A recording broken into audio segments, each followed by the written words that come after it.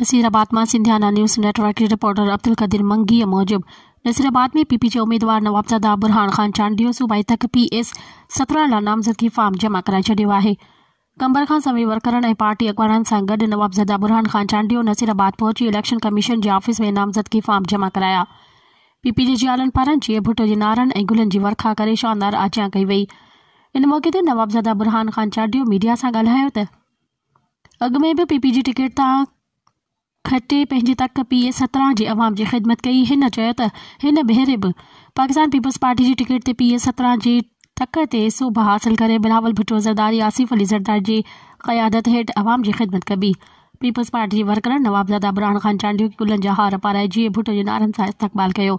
इन मौक़े ते पीपी तालके नसीराबाद जे वर्करनि अॻवाननि रईस मोहम्मद इब्राहिम चांडियो, बख्श अली चांडियो, हाजी वज़ीर अली फुलपोटो, रईस अब्दुल हकीम चांडियो, डॉक्टर रमेश लाल, हाजी मोहम्मद रफ़ीक शेख, सरदार ज़मीर हुसैन मसण, आसिफ मसण ऐं ॿिया साणस गॾु हुआ।